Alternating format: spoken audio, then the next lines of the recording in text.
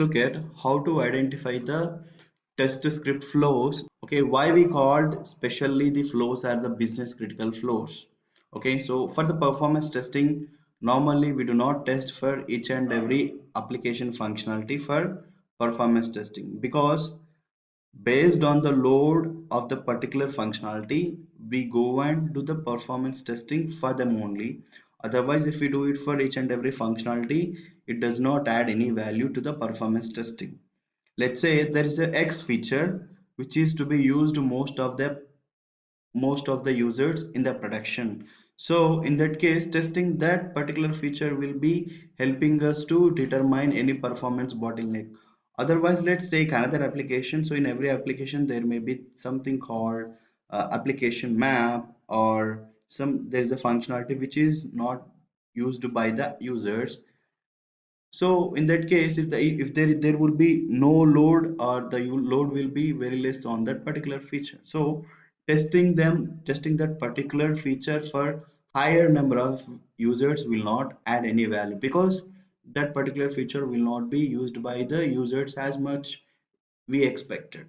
So identifying the right functionality is playing a key role in the performance testing. So let's look at various things that we do while we collect the business critical flows. So the very first thing is based on the feature criticality. Let's say there is a feature called paying the product.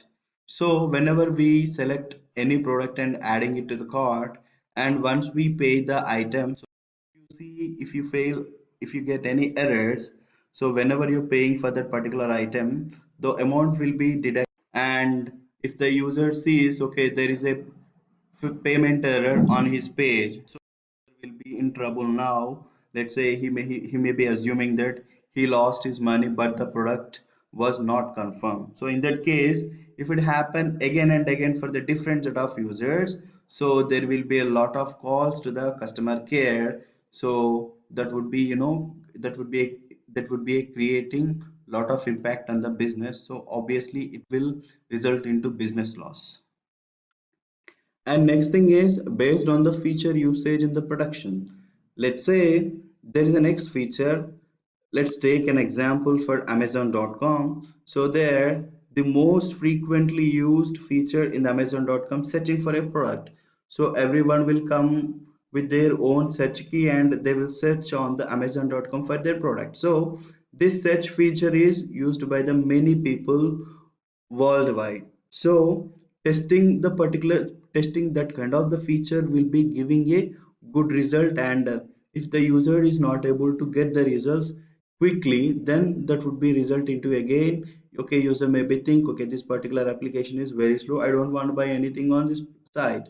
So likewise, so based on the based on the feature usage, we can consider that as a one of the performance flow for the testing. Next thing is taking the advice.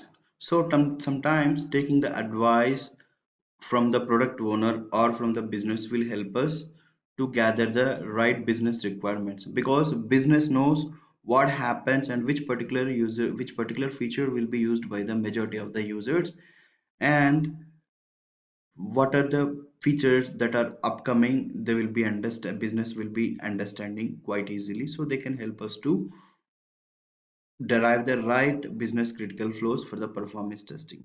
And also in terms of the load, they will be helping us.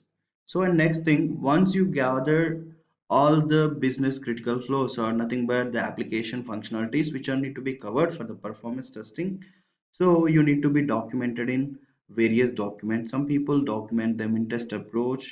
uh, Test approach tells about how your performance testing that you're going to be conducted, and some people document them into the test plan or test strategy document. So there are, as of now, I'm not going to cover about test strategy or test plan, any kind of documentation, but just I would like to say documenting will help us to keep track everything what we are going to cover. We have discussed the way how we collect so far, how to collect the business critical feature, but collecting them for various applications like brand new application, or it may be any existing application, or it may be a maintenance application.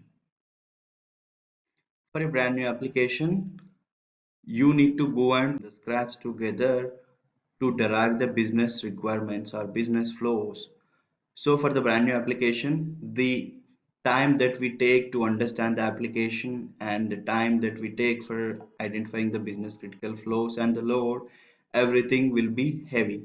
If you look at an existing application, so existing application may be already having some flows covered. So we need to identify which all rest of the part are yet to be covered, like there are any new features that are being added for the applications.